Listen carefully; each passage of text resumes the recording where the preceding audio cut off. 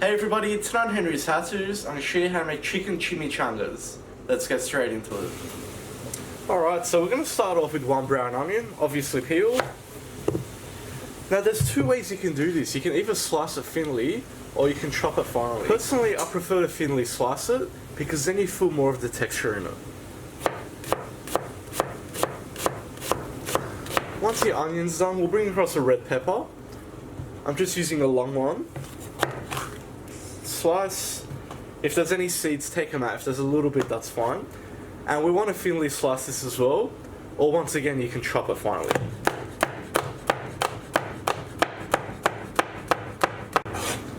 Alright, so just into a small pot on a medium heat, we'll start by adding in our onion and peppers. And we just want to very lightly saute these until they're nice and soft. So obviously I'm making mine with chicken. What I've done here is just fried off 2 chicken breast fillets, which I've just butterflied. Now, a lot of recipes will say use rotisserie chicken or boil the chicken and shred it. Personally, I can't stand boiled chicken at all, because no matter how you do it, it's going to go dry, especially if you're using the breast. So all I've done is a very simple salt pepper marinade, that's it. And just quickly fry it off. And now, what we'll do is chop these up. So now, obviously you can chop them or you can slice them. So I'm just going to very thinly slice them like so. And guys, you can tell just by the colour, that's going to be very moist, compared to rotisserie chicken, which is just brown. But that's just up to you. If you want to save time, go ahead and do that. Next we'll bring across 1 large tomato. Just slice through the middle, and all we want to do is just very finely dice this.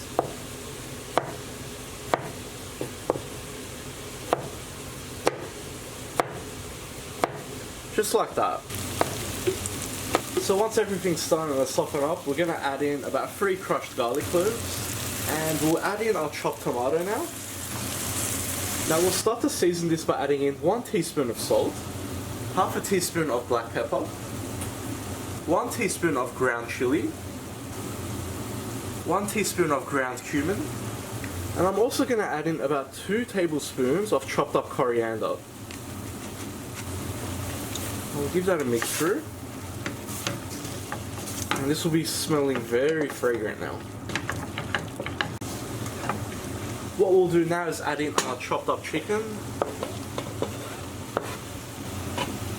To this I'm going to add 1 can of refried beans,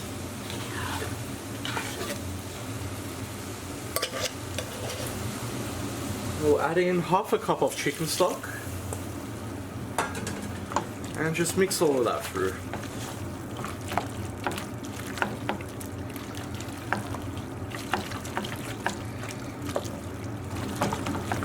All we need to do now is let this simmer for around 5 minutes.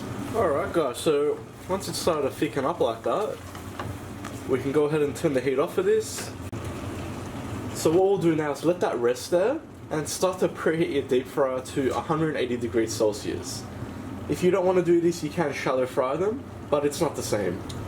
Alright guys, so this recipe is going to be based on about 4 to 5 10 to 12 inch size tortilla wraps.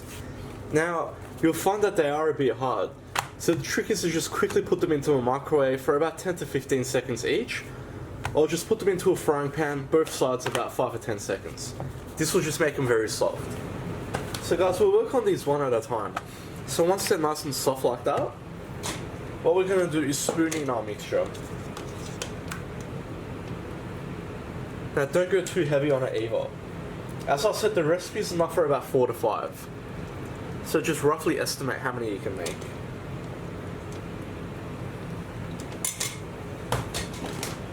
Once you've got the filling in there, we're going to give it a generous handful of cheese.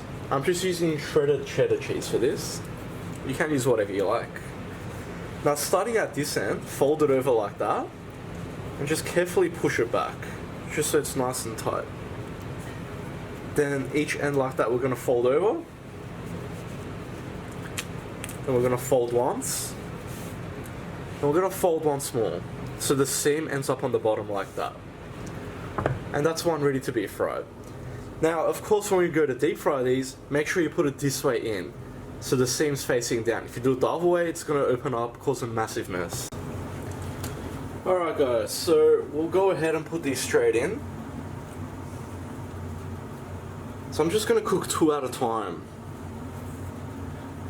Now, naturally when you put this in, it's going to open up. So to counteract that, what I'm going to do is place another basket on top. This will stop that from happening. Now if you don't have that option available, you can hold it with a pair of tongs if you want, and that will hold it. And we'll go straight in.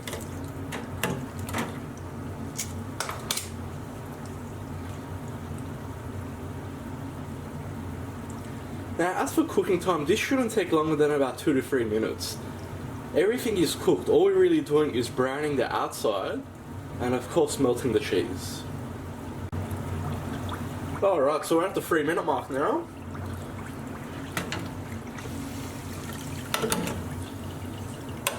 And just have a look at those. How beautiful are they? So don't go biting into it straight away. Let it rest there for a couple of seconds. Alright, and there we have it. Now we'll finish this off with a decent dollop of sour cream. Put a touch more cheese on top as well. A generous sprinkling of coriander. And finally just a touch of paprika as well. Just for a bit more colour.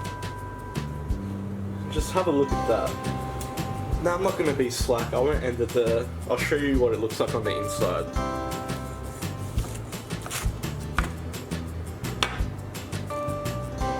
Just look at that beautiful melted goodness. And that's all there is to it, guys. So variation wise, obviously this goes with guacamole as well. Put some salsa on top if you like, however you want it. And as for the filling itself, you're not limited to chicken. Obviously you can use mince, you can use any sort of steak, which also works very well, or even a chorizo sausage, whatever you like. I hope you like that, guys. Please like and subscribe. You can follow me on Facebook, Snapchat and Instagram. If you've got any comments or suggestions, just leave them at the bottom, and I'll see you all next time.